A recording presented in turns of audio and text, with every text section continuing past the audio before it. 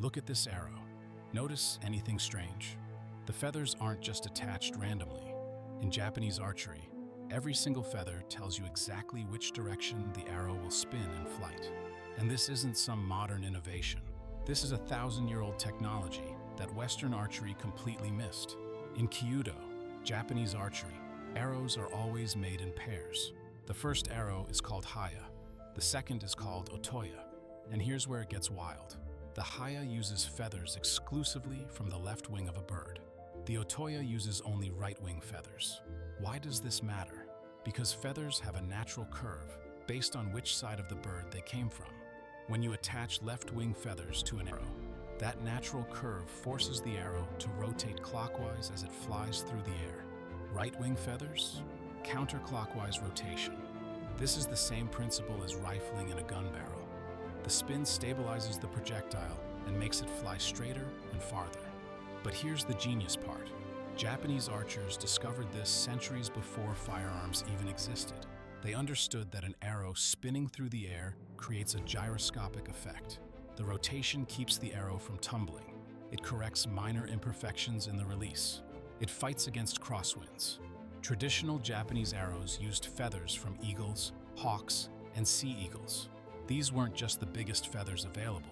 They were specifically chosen because birds of prey have incredibly stiff, aerodynamic tail feathers. Today, because many of these birds are endangered, Kyudo practitioners use turkey or swan feathers.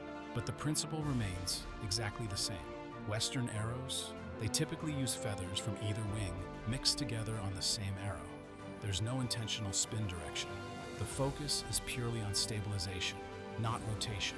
Japanese arrows are also significantly longer, often over a meter, because the asymmetric Yumi bow is drawn much farther than Western bows. The craftsmanship is extraordinary. Each feather is hand-cut to precise dimensions. They're attached at exact 120-degree intervals around the bamboo shaft. The feathers are glued with traditional fish-based adhesives and bound with silk thread, then lacquered for weather protection. Every step is designed to preserve that natural curve. And here's something most people don't know. The alternate spinning directions of haya and otoya serve another purpose.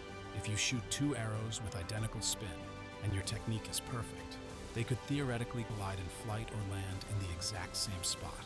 By alternating the spin direction, you prevent this from happening. High-speed cameras have captured Kyudo arrows in flight. You can actually see them rotating as they travel toward the target. The spin rate is consistent. The flight path is remarkably stable. Without that rotation, the arrow drops short and tumbles into the ground. This is why in Kyudo, you always shoot the haya first, then the otoya. It's not just tradition, it's physics. The shiny surface of the feather faces outward on the haya, creating less air resistance on one side. This asymmetry drives the spin. On the otoya, the shiny side faces inward, reversing the effect. Western archery evolved differently. Shorter bows, shorter arrows, mixed fletching. The focus was on power and speed. Japanese archery evolved around precision and distance with a massive asymmetric bow. Different problems require different solutions. So next time you see a Japanese arrow, look at those feathers. They're not decoration.